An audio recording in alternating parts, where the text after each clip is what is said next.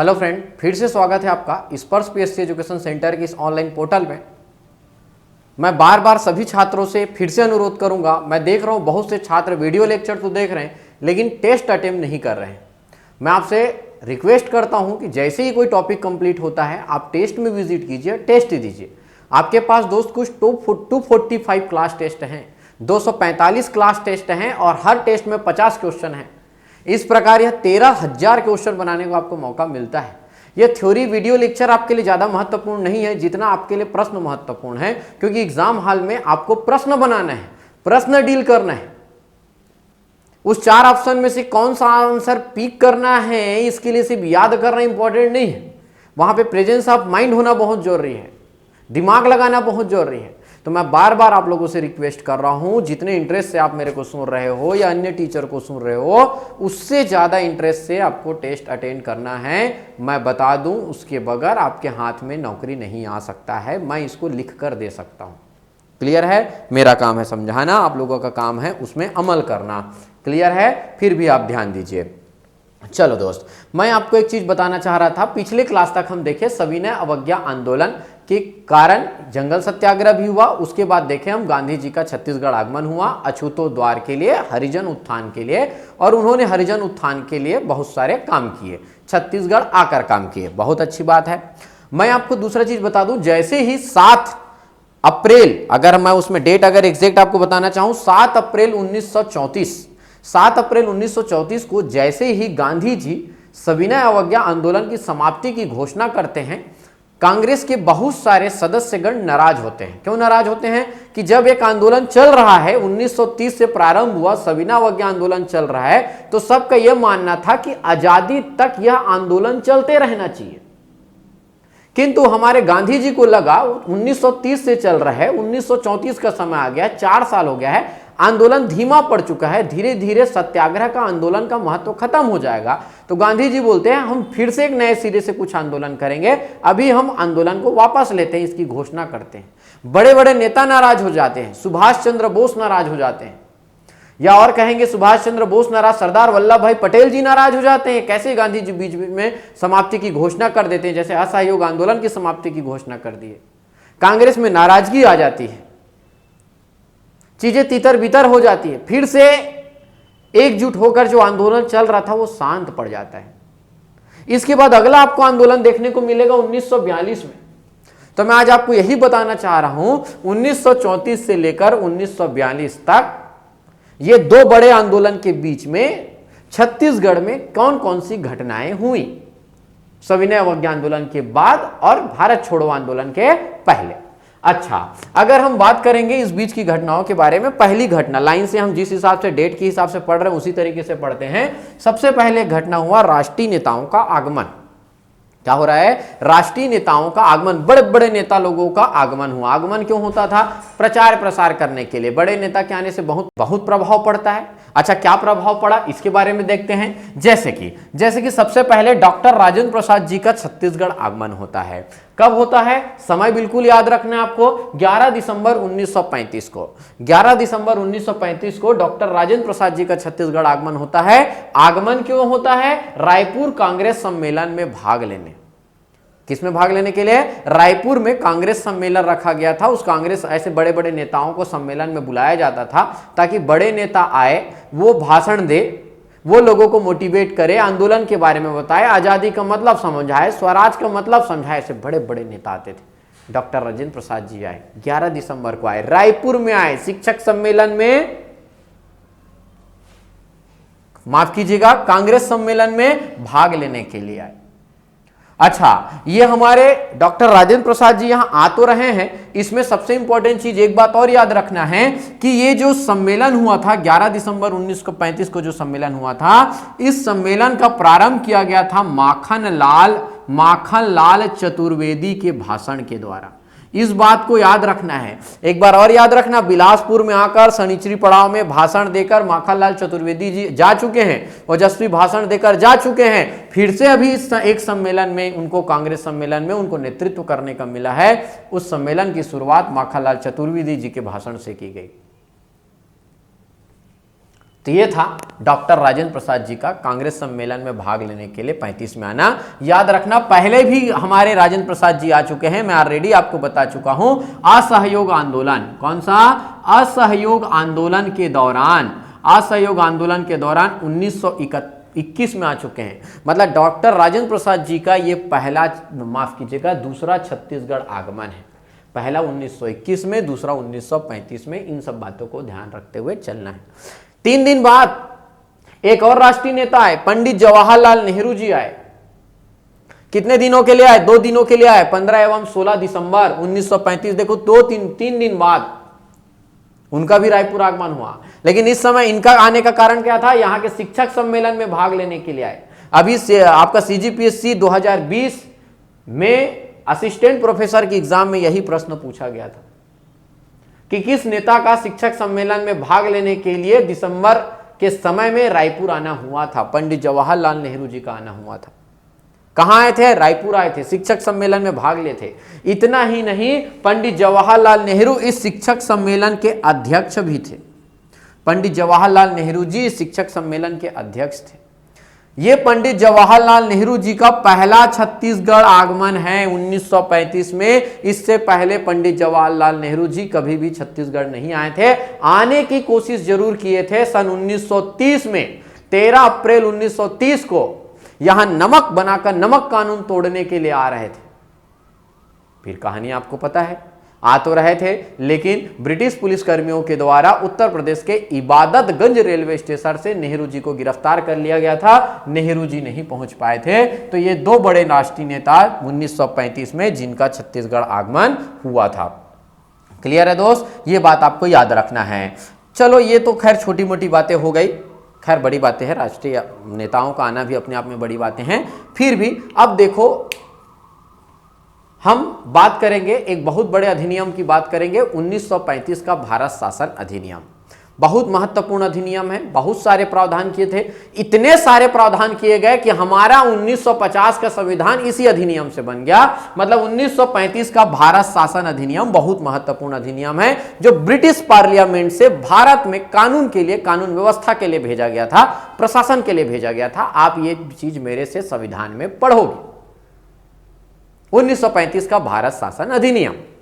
और इस अधिनियम में क्या प्रावधान किया गया था? मान लो जाए मैं अगर ये भारत देश बना दूं, अगर ये भारत देश अगर मैं बना दूं, जो कि बहुत बेकार बन गया, ऐसा नहीं है हमारा भारत, ऐसे थोड़ा सा अच्छा कर लेता हूं। अगर ये भारत की बात करें, भारत देश में तत्कालिक बहुत अलग अलग प्रांत है। जैसे ये मध्य प्रांत एवं बरार, आपका जो छत्तीसगढ़ है इसी मध्य प्रांत एवं बरार में है।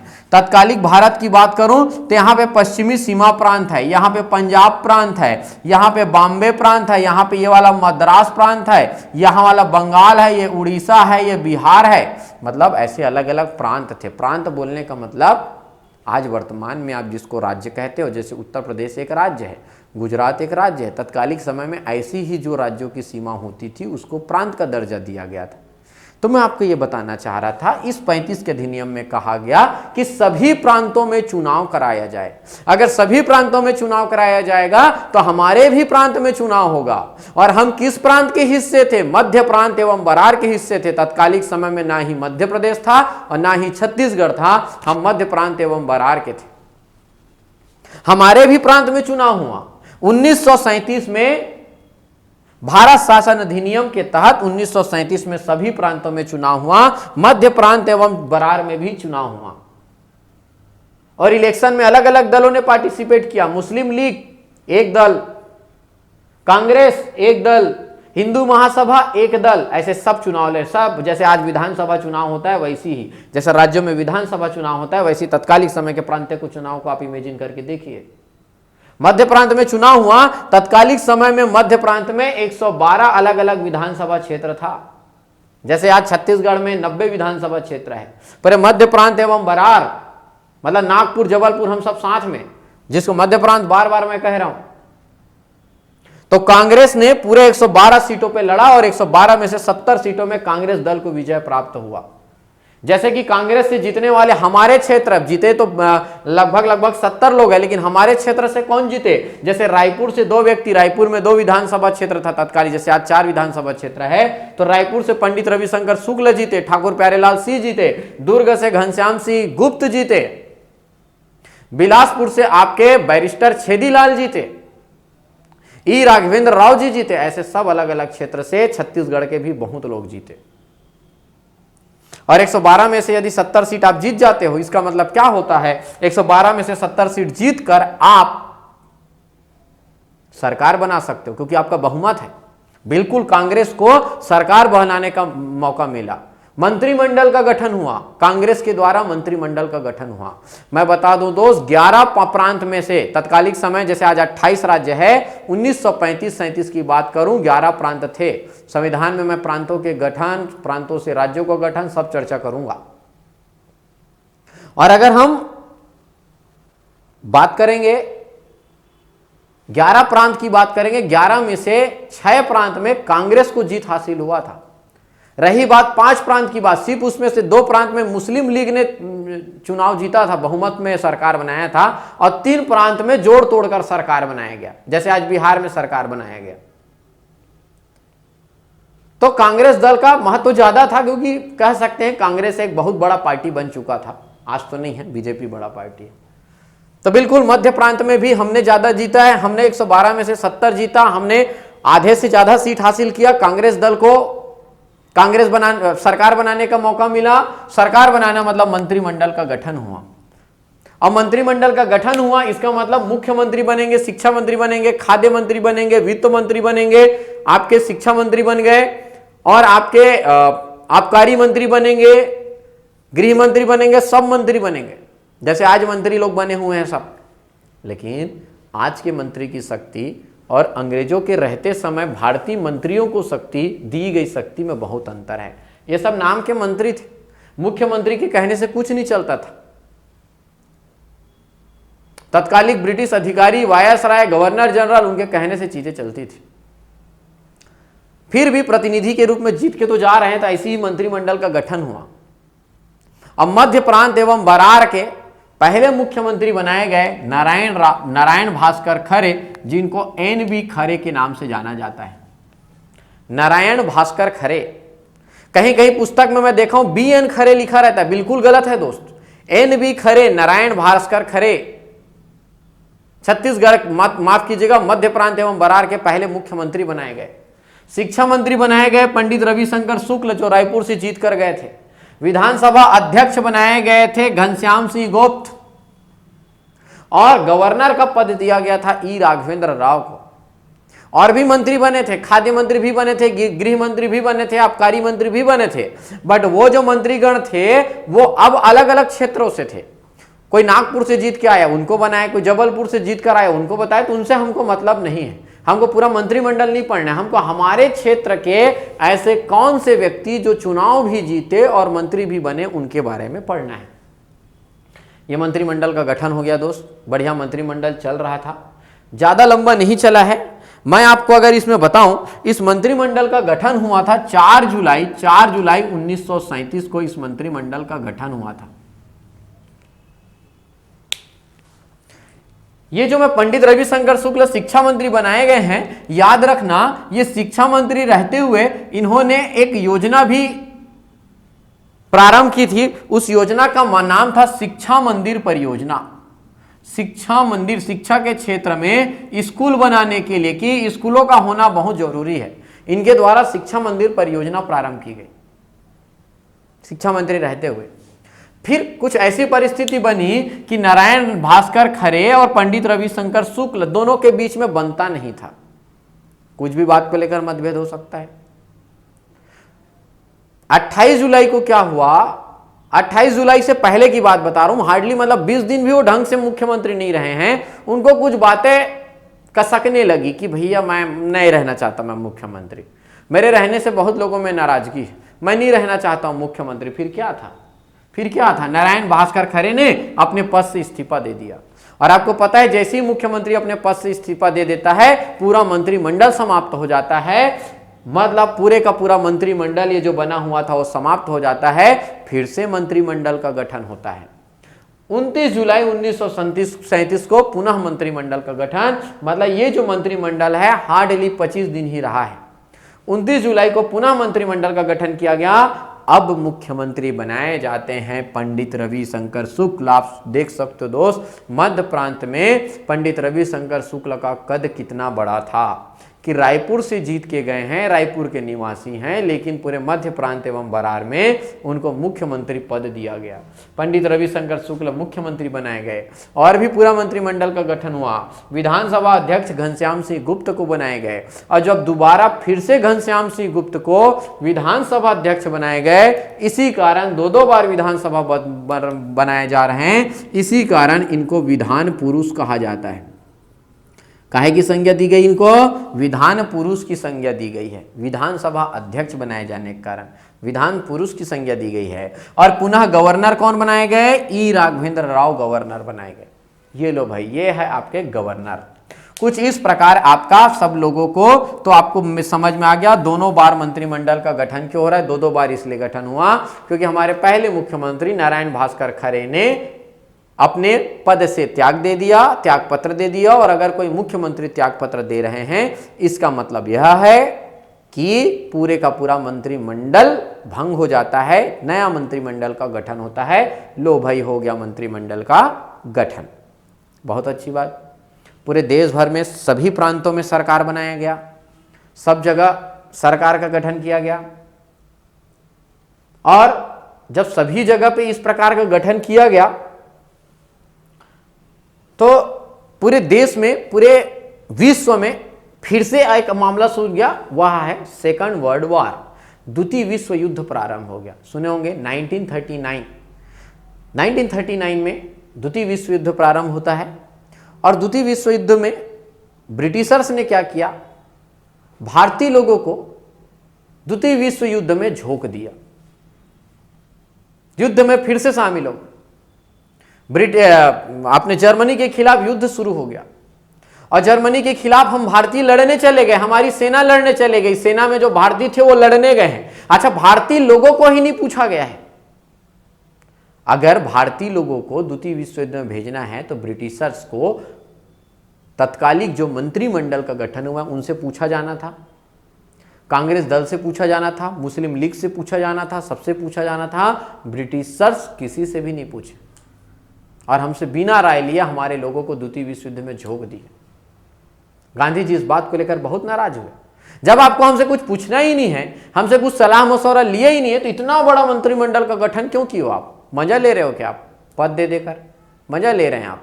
गांधी जी बहुत नाराज होते हैं, बोले समाप्त करो ये सब, मंत्रिमंडल समाप्त करो। आप जितने भी प्रांत थे सभी प्रांतों में, सिर्फ मध्य प्रांत की बात नहीं कर रहा हूं, पूरे प्रांतों में जितने भी मंत्रिमंडल का गठन हुआ था सभी जगह इस्तीफा देने का काम शुरू हो जाता है। हमारा ब्रिटिशर्स के खिलाफ फिर से नाराजगी शुरू होता है, बिल्कुल नाराजगी शुरू होता है। और आप बिल्कुल इस बात को याद रखिएगा, यहां पे 15 नवंबर 1937 को मंत्रिमंडल का इस्तीफे का कारण अगर आपसे पूछा जाए तो आप बिल्कुल लिखेंगे द्वितीय विश्व युद्ध में भारतीयों को भेजा जाना, भारतीय सैनिकों को भेजा जाना, यहां तक तो ठीक है।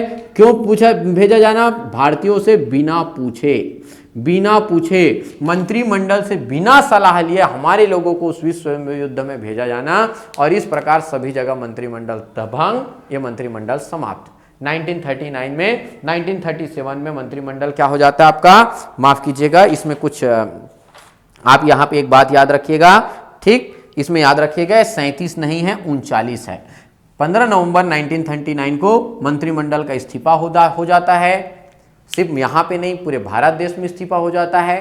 कारण आपको मैं समझा चुका हूं। फिर से एक बार पूरे भारतीय लोग एकजुट होने लग जाते हैं, यार ये ब्रिटिशर्स का बहुत ज्यादा हो रहा है, हम लोग का मजा लेते रहते हैं, इन लोग समझ ही नहीं आ रहा है। गांधी जी इस बात को लेकर बहुत ज्यादा नाराज होते हैं, बहुत ज्यादा नाराज होते हैं। और गांधी जी की नाराजगी कारण फिर से बोलते हैं यार कुछ आंदोलन शुरू करना पड़ेगा। 34 में समाप्त हुआ है, 39 पहुंचा दिया मैं। 15 नवंबर 1939 को मंत्रिपरिषद ने अपना त्याग पत्र दे दिया। गांधी जी नाराज बताते हैं, बोलते हैं एक फिर से सत्याग्रह शुरू करो जिसका नाम है व्यक्तिगत सत्याग्रह। इस पूरा तमाशा समाप्त होने के बाद गांधी जी के द्वारा जबरदस्त सत्याग्रह शुरू होता है जिसका नाम है व्यक्तिगत सत्याग्रह। देखते हैं उस व्यक्तिगत सत्याग्रह में क्या क्या हुआ। तो यह है आपका 1940 का व्यक्तिगत सत्याग्रह। व्यक्तिगत सत्याग्रह का मकसद आपको समझ में आ गया, क्योंकि हमारे भारतीय लोगों को द्वितीय विश्व युद्ध में भेज दिया गया है, जबरदस्ती हमसे पूछे। गांधी जी, कांग्रेस पार्टी बहुत नाराज, पूरे प्रांतों के मंत्रिमंडल का इस्तीफा और व्यक्तिगत सत्याग्रह करने का आग्रह किया गया हमारे महात्मा गांधी जी के द्वारा। ये व्यक्तिगत सत्याग्रह में क्या करने बोले गए? गांधी जी ने कहे आप सब व्यक्तिगत रूप से सत्याग्रह करें। व्यक्तिगत रूप से सत्याग्रह करें मतलब आप लोग बढ़िया एक लिस्ट बना दीजिए, पहले ए व्यक्ति, बी व्यक्ति, सी व्यक्ति, डी व्यक्ति। पहला व्यक्ति अपना भाषण देगा, अंग्रेजों के खिलाफ भाषण देगा, लोगों को राष्ट्रीयता की भावना जागृत करेगा, कुछ अंग्रेजों की बुराई कीजिए। आप बिल्कुल एक काम कीजिए, डेफिनेटली आपको गिरफ्तार कर लिया जाएगा। जब ए गिरफ्तार हो गया तो अगला भाषण बी देगा, बी गिरफ्तार होगा तो अगला भाषण सी देगा। पूरे देश भर में ऐसा काम शुरू होता है। व्यक्तिगत रूप से आप सत्याग्रह कीजिए, बहुत जबरदस्त। अभी तक सब मिलकर आंदोलन करते थे, मिलकर धरना प्रदर्शन करते थे, मिलकर रैली निकालते थे, लोगों को इकट्ठा करने में बहुत मेहनत लगता था। व्यक्तिगत रूप से करिए आप। व्यक्तिगत सत्याग्रह पूरे देश में शुरू हो गया। जैसे पूरे भारत देश में व्यक्तिगत सत्याग्रह करने वाले पहले व्यक्ति का नाम आता है विनोबा भावे। विनोबा भावे जी जब भाषण देकर गिरफ्तार होते हैं, दूसरे व्यक्ति आते हैं पंडित जवाहरलाल नेहरू। उसी प्रकार अगर पूरे भारत देश के पहले विनोबा भावे हैं तो छत्तीसगढ़ के पहले व्यक्तिगत सत्याग्रही कौन? पंडित रविशंकर शुक्ल। ये बात बार बार, अनेक बार और कई बार पूछा गया है दोस्त। वेरी वेरी इंपॉर्टेंट, बहुत महत्वपूर्ण, इस बात को आपको याद रखना है। पंडित रविशंकर शुक्ल छत्तीसगढ़ के पहले सत्याग्रही, क्योंकि ये रायपुर वाले थे। इन्होंने पहला सत्याग्रह कहां पे किया? रायपुर में किया, इसलिए रायपुर के भी पहले हैं, छत्तीसगढ़ के भी पहले हैं पंडित रविशंकर शुक्ल। इनको गिरफ्तार कर लिया गया और इस प्रकार लगातार फिर से गिरफ्तारियां, व्यक्तिगत रूप से गिरफ्तारियां शुरू हो गई। यही सेम व्यक्तिगत सत्याग्रह बिलासपुर में भी देखने को मिला। बिलासपुर के प्रथम व्यक्तिगत सत्याग्रही थे रामगोपाल तिवारी, और बिलासपुर के तो पहले थे ही थे, वो रायपुर के या छत्तीसगढ़ के कहेंगे दूसरे थे, छत्तीसगढ़ के दूसरे थे। बिलासपुर में सत्याग्रह किया इसलिए बिलासपुर के पहले, लेकिन छत्तीसगढ़ में सत्याग्रह करने वाले दूसरे व्यक्ति। दुर्ग से भी व्यक्तिगत सत्याग्रह किया गया घनश्याम सिंह गुप्त के द्वारा, तो दुर्ग के प्रथम व्यक्तिगत सत्याग्रही हैं।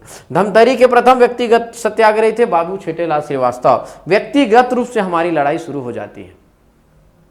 यह था व्यक्तिगत सत्याग्रह। हमने भी पूरे भारत देश गांधी जी के आह्वान किए जाने के बाद हमारे भी नेताओं ने व्यक्तिगत सत्याग्रह में भाग लिया, हमारे भी नेताओं ने गिरफ्तारियां दी हैं। एक घटना 1940 में फिर क्या होता है? इसी समय फिर से एक राष्ट्रीय नेता का आगमन होता है, सरदार वल्लभ भाई पटेल का छत्तीसगढ़ आगमन होता है। समय रहेगा 1940 में। आएंगे कहां पे? रायपुर में आएंगे, रायपुर में। छत्तीसगढ़ तो आते ही आते हैं, छत्तीसगढ़ के रायपुर में आते हैं। और कारण क्या रहता है? कांग्रेस भवन का उद्घाटन करने, रायपुर के कांग्रेस भवन का उद्घाटन करने के लिए। और मैं बता दूं दोस्त, यह सरदार वल्लभ भाई पटेल जी का पहला छत्तीसगढ़ आगमन है। ये सब मेरे को ना निगेटिव बातें लगती है कि जब इतने बड़े बड़े राष्ट्रीय नेता है, आपको पूरे भारत देश में जन जागृति लाना है, तो मेरे को लगता है राष्ट्रीय नेताओं को बहुत पहले आ जाना था। असहयोग आंदोलन के दौरान ही कम से कम बड़े बड़े राष्ट्रीय नेताओं का अब तक आगमन हो जाना था। 2 बार आ गए हैं। मैं मानता हूं सरदार वल्लभ भाई पटेल महान पुरुष है, मेरे को उनके बारे में कहने का कोई अधिकार नहीं है, फिर भी ये मेरा विचार है, कहीं ना कहीं ये सब घटनाएं या हमारे इस क्षेत्र के नेताओं को और ज्यादा ध्यान देकर इन राष्ट्रीय नेताओं को और पहले यहां लाना था, ताकि लोगों के में राष्ट्रीयता की भावना और ज्यादा हो। तो ये था सरदार वल्लभ भाई पटेल का पहला छत्तीसगढ़ आगमन। रायपुर आए थे, 1940 में आए थे। और क्यों आए थे? कांग्रेस भवन का उद्घाटन करने आए थे। सरदार पटेल एक बार और आएंगे, 1948-47 के लास्ट में आएंगे, रियासतों को विलय करने के लिए आएंगे। इस प्रकार इसी समय कुछ दिन बाद 1941 को एक और घटना घटती है। क्या घटना घटता है हमारे क्षेत्र में? दिल्ली तक पैदल यात्रा करने का, आंदोलन करते हुए, सत्याग्रह करते हुए वहां तक पैदल यात्रा करने का निर्णय लिया जाता है। दिल्ली तक, रायपुर से, ये बिलासपुर से पेंड्रा रोड होते हुए, बिलासपुर से पेंड्रा रोड कटनी होते हुए दिल्ली जाने का निर्णय लिया जाता है, पैदल यात्रा का निर्णय लिया जाता है। निर्णय क्या जाया जाता है? कब जाया जाता है? 2 अप्रैल 1941 को रायपुर से लोग पैदल यात्रा के निकलते हैं। यहां से रायपुर से बिलासपुर जाते हैं, रायपुर से दिल्ली जाना है बिलासपुर होते हुए, और यहां पे 5 लोग, 10 लोग, 15 लोग, 20 लोग भाग नहीं लिए थे दोस्त, लगभग यहां 700 लोग एक साथ पैदल यात्रा के लिए निकल गए थे। लेकिन इस पैदल यात्रा की 2 खास बातें जिसको आप याद रखना है। इसमें सबसे ज्यादा रायपुर के लोगों ने भाग लिया है, लगभग 700 में से 473 व्यक्ति रायपुर से थे, और वही लगभग 107 व्यक्ति, 7 लोग आपके बिलासपुर से थे, कुछ दुर्ग से थे, कुछ धमतरी से थे। लगभग 700 लोग पैदल यात्रा के लिए निकलते हैं कि दिल्ली तक पैदल जाएंगे, ब्रिटिश सरकार का विरोध करेंगे और उसको बताएंगे कि आप हमको भारत देश में बिल्कुल अच्छे नहीं लग रहे हो। विरोध करने का अपना एक तरीका है। जैसे अभी किसान आंदोलन चल रहा है, तो दिल्ली के किसान लोग, माफ कीजिएगा, पंजाब और हरियाणा के किसान दिल्ली तक पहुंच गए हैं, दिल्ली बॉर्डर तक पहुंच गए हैं। तो ये किसी भी कानून का, किसी भी सरकार के निर्णयों का विरोध करने का अपना तरीका है कि हम विरोध में इतना सारा कुछ कर सकते हैं, और किया भी गया, पैदल जाया गया। और जाते जाते एक चीज हो गया कि इनको ललितपुर स्टेशन से इनको गिरफ्तार कर गया। ललितपुर मतलब उत्तर प्रदेश के पास एक जगह है ललितपुर, वहीं ललितपुर के स्टेशन से जब गुजर गए थे वहां पे ललितपुर से, तो वहां पे इन लोगों को गिरफ्तार कर लिया गया कि आपको अब दिल्ली तक जाने की अनुमति नहीं है, आप दिल्ली जाओगे तो हो सकता है वहां पे माहौल बिगड़ जाए। इनको गिरफ्तार कर लिया गया। अच्छा, दूसरा इसमें खास बात मैं बताया था, इसमें इस पैदल यात्रा में बिल्कुल आपको बड़े बड़े नेताओं को याद करने की जरूरत नहीं थे। उन लोग पैदल यात्रा वाले इस आंदोलन में नहीं थे। यहां पे 2 मेन व्यक्ति का नाम रखना है जिन्होंने नेतृत्व किया था। राजा राम साहू और रामेश्वर साहू नामक 2 व्यक्ति ने इस 1941 के पैदल यात्रा वाले जो डिसीजन है उनका नेतृत्व किया था। ललितपुर से गिरफ्तार हुए थे। पीएससी 2018 का प्रश्न है, CGPSC 2018 में पूछा गया था। अब दोनों क्या पूछा गया था इसको ध्यान दीजिएगा। पूछा यह गया था कि 1941 में रायपुर से दिल्ली तक पैदल यात्रा निकाला गया था। कथन नंबर 1 बिल्कुल सही है। कथन नंबर 2, यात्रा के दौरान पंडित रविशंकर शुक्ल जी को ललितपुर स्टेशन से गिरफ्तार कर लिया गया था। कथन नंबर 2 बिल्कुल गलत था। और नीचे पूछा गया था ऑप्शन ए कथन 1 सही है, ऑप्शन बी कथन 2 सही है, 1 व 2 दोनों सही है, ऑप्शन डी दोनों गलत है। तो क्या था? सिर्फ और सिर्फ कथन 1 सही है, क्योंकि रविशंकर शुक्ल थे ही नहीं तो गिरफ्तार कहां से होंगे। वही मैं बताना चाह रहा हूं, बड़े बड़े नेता इसमें नहीं थे। तो दिल्ली तक पैदल यात्रा 2 अप्रैल 1941 को रायपुर से सर्वाधिक लोगों ने भाग लिया। यह भी कूट बनता है, यह भी एक कथन बनता है। जाते हुए इनको दिल्ली नहीं पहुंच पाए, उत्तर प्रदेश के ललितपुर से इनको गिरफ्तार कर लिया। इस पूरे कारनामे का नेतृत्व किसने किया था? राजा राम साहू और रामेश्वर साहू ने। तो ये सब घटनाएं चल रही है। हम ब्रिटिशर्स के खिलाफ फिर एकजुट हो रहे हैं क्योंकि हमारा दिमाग खराब हो गया है। हम भारतीय गुस्से में हैं कि हमारे भारतीय लोगों को आपने फिर से कैसे भेजा। युद्ध लड़ने जा रहे हैं, लोग मर रहे हैं जबरदस्ती के। क्यों ऐसा हो रहा है? हमसे पूछे क्यों नहीं? अगर हम पूछते हैं, हम अपना प्रस्ताव रखते कि जाएंगे या नहीं जाएंगे, हम बताते हम बहुत नाराज चल रहे हैं, पूरे सब के सब में गुस्सा भरते जा रहा है। हम एक बहुत बड़े आंदोलन की तैयारी कर रहे हैं, भारत छोड़ो आंदोलन की तैयारी चल रही है। ऐसा मत सोचिए कि बस माहौल शांत है, धीरे धीरे हमारा गुस्सा बढ़ रहा है। अंदर ही अंदर गांधी जी, डॉक्टर राजेंद्र प्रसाद, सरदार वल्लभ भाई पटेल बातचीत कर रहे हैं, कुछ तो बड़ा करना है। इस चल रहा है, अच्छा मौका है, द्वितीय विश्व युद्ध चल रहा है, ब्रिटिशर्स फंसे हुए हैं, कुछ बड़ा करना है। अच्छा, ये ऐसा तो चल ही रहा है, लेकिन इसी बीच में 1942 में छत्तीसगढ़ में कुछ और चीजें देखने को मिलती हैं, कुछ और घटनाएं होती हैं। जैसे एक है रायपुर षड्यंत्र केस। 1942 में रायपुर षड्यंत्र केस होता है। अभी षड्यंत्र केस क्या है इसको आप समझिएगा। जैसे हमारे कांग्रेस पार्टी के लोग, गांधी जी, सरदार वल्लभ भाई पटेल, नेहरू जी, पंडित रविशंकर शुक्ल, सुंदरलाल शर्मा, इन लोग क्या चाहते थे कि हम लोग सही तरीके से सत्ता का हस्तांतरण लें। ब्रिटिशर्स शांतिपूर्वक देश छोड़कर चला जाए। शांतिपूर्वक देश छोड़ के चले जाए मतलब पूरी सत्ता हमको दे, हमारा साथ एकदम से ना छोड़े, क्योंकि हम लोग उस समय कमजोर थे, हम अपनी सुरक्षा नहीं कर सकते थे, दूसरे देश आक्रमण कर सकते थे।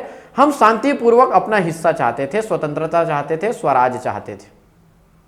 अच्छी बात। लेकिन एक दल ऐसा भी था जो चाहते थे ये अंग्रेज ऐसे नहीं चाहेंगे, मारपीट करने से, परेशान करने से जाएंगे। जैसे भगत सिंह, खुदीराम बोस, इन लोग इस टाइप से थे। उनको लगता था इनको मारपीट करके आजादी पाई जा सकती थी, ऐसा उनको लगता था। ऐसे ही हुआ छत्तीसगढ़ में। जैसे कि हमारे क्षेत्र में एक नौजवान कहना ज्यादा अच्छा रहेगा, नौजवान व्यक्ति परसराम सोनी जी और इनके कुछ सहयोगी का भी नाम ले देता हूं। नेतृत्वकर्ता परसराम सोनी जी, उनके साथ देने वाले थे रणवीर सिंह शास्त्री, क्रांति कुमार भारती, भूपेंद्र नाथ मुखर्जी और सुधीर मुखर्जी। ये उनके सहयोगी थे। ये सब बढ़िया प्लान बनाते हैं, यार ब्रिटिशर्स ऐसे नहीं जाने वाले, तो कैसे जाएंगे? मारपीट से जाएंगे, परेशान करने से जाएंगे। कैसे परेशान करेंगे? इन लोगों ने निर्णय लिया कि हम लोग ना बम बनाना सीखते हैं, बम गोला बनाना सीखते हैं, बारूद बनाना सीखते हैं, और ये ब्रिटिशर्स के घर में फेंक देंगे, इनके गाड़ी में फेंक देंगे, इन लोगों को परेशान करेंगे। जब इन लोगों को लगेगा हमारे जान को खतरा है तो इन लोग भारत में रहना नहीं चाहेंगे और कहीं ना कहीं एक दिन भारत छोड़कर धीरे धीरे सब जाते जाएंगे। ठीक, इन लोगों ने लगा ऐसा भारत आज़ाद होता है, तो इन लोगों ने ऐसा कोशिश किया। तो क्या किए? परसराम सोनी जी निकल लिए नागपुर, और बढ़िया नागपुर गए, और वहां पे एक व्यक्ति थे, क्रांतिकारी भावना थी उनके अंदर, वो बम बनाना जानते थे। उनके यहाँ रहकर, ऑटो पार्ट्स का उनका दुकान था, तत्कालिक समय की बात कर रहा हूं। तो परसराम सोनी जी जाते हैं, उनसे मिलते हैं, बोलते हैं भैया हम भी आप ही के सोच के व्यक्ति हैं, हमको भी बम बनाना है और बम बनाकर ब्रिटिशर्स को परेशान करना है। बताइए बम वगैरह कैसे बनाना है, बारूद कैसे बनाना है, उनका प्रयोग कैसा करना है। बढ़िया ट्रेनिंग लिए परसराम सोनी जी, 2 महीने वहाँ रहे, बढ़िया बम बनाने का ट्रेनिंग लिए। और बम बनाकर ट्रेनिंग लेकर कहाँ आते हैं? छत्तीसगढ़ वापस आते हैं। अपने दोस्तों को भी सिखाते हैं, भाई लोगों को। बहुत अच्छी बात। स्थान है oriental hotel, Malviya road. Malviya road में तत्कालिक समय में एक ओरिएंटल होटल था, लॉज कह सकते हो। उसमें एक कमरा लेते हैं और उस कमरे में लोग रहते हैं सब, वहाँ पे ना बम बनाना शुरू करते हैं। अच्छा, बम बनाते तो कैसे करते हैं? कि इन लोग क्या करते हैं? बम बनाते हैं तो कि एक जैसे पत्र बम बनाते थे। पत्र जो रहता है, पत्र को जैसे खोला जाता है तो एक किसी ब्रिटिश अधिकारी के नाम पर पत्र को भेज देते थे। अच्छा, पत्र को जब ऐसे ब्रिटिश अधिकारी खोलता था तो खोलने के कारण वहां पे कुछ ऐसा चीज होता था कि वो फूट जाता था, बम फूट जाता था। अच्छा, इतना ही फूटता था कि मुंह काला हो जाए, तो ब्रिटिश अधिकारी का मुंह काला हो जाता था। ब्रिटिश अधिकारी डर जाता था, अरे मेरे पास बम फूट गया है, मेरे जान को खतरा था। तो ऐसा मतलब इन लोग को यही मकसद था, इन लोग को डराया जाए। पत्र बम कांड करते थे। और कहीं छोटे छोटे कहीं पे गाड़ी में जा रहे तो बम फोड़ देते, जैसे फटाका फोड़ते वैसे बम फोड़ देते थे। तो ऐसे ही इन लोग काम करते थे। चल रहा था, ब्रिटिशर्स को पता तो चल रहा गया था कि रायपुर में कुछ गड़बड़ चल रहा है, कहीं पे गड़बड़ चल रहा है। फिर एक दिन क्या हुआ कि एक मुखबिर शिवनंदन नामक, इन्हीं का दोस्त था शिवनंदन नामक मुखबिर, ब्रिटिशर से जाके मिल गया और बता दिया भैया ओरिएंटल होटल में ऐसा ऐसा काम चल रहा है, पत्र बम चल रहा है, सबको गिरफ्तार करो। लेकिन ऐसा हुआ कि ये जितने भी लोग थे क्रांतिकारी लोग, उन लोग समय पर वहां से निकलने में सफल होते हैं।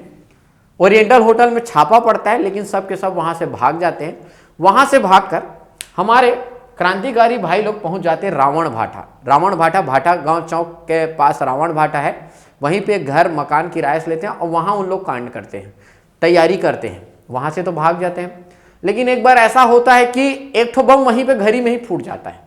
पूरा मोहल्ला हो गया, क्या चल रहा है? कुछ तो गड़बड़ है, बिल्कुल गड़बड़ है, बहुत गड़बड़ है।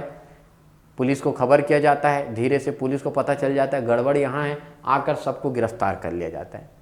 मतलब हम कोई बहुत बड़ा कांड नहीं कर पाए, हम सिर्फ कोशिश कर रहे थे, बहुत बड़ा कांड नहीं कर पाए। 2-4 ठो पत्र भेजते हैं, 2 बार गाड़ी में बम फोड़े हैं, बस इतना ही कर पाए। प्रारंभ भी हुआ था परेशान करने का काम, हमारा बम तो बन रहा था, 2-4 ठो पत्र बम बने हुए थे, और इसी बीच हमारी गिरफ्तारी हो जाती है। मतलब हम जो करना चाहते थे वो हो नहीं पाता है, तो परिणाम क्या रहेगा? असफल। आजाद होता अगर इस कारण, और ब्रिटिशर्स अगर भारत छोड़कर चले जाते तब बोलते हम सफल हुए हैं। हम असफल होते हैं। 15 जुलाई 1942 को सभी को गिरफ्तार कर लिया जाता है। इनके सबसे मेन लीड रोल में थे परसराम सोनी। परसराम सोनी जी को भी गिरफ्तार कर लिया जाता है। अब परसराम सोनी को भी गिरफ्तार होता है, उनको 7 वर्ष का कारावास होता है, 7 वर्ष का। अगर 42 में गिरफ्तार हुए हैं, 49 में छूटना है। 1949 में उनकी गिरफ्तारी छूटती, जेल से रिहा होते, बट ऐसा नहीं हुआ। 1949 पहुंचने से पहले आप सभी को पता है हमारा देश आजाद हो जाएगा।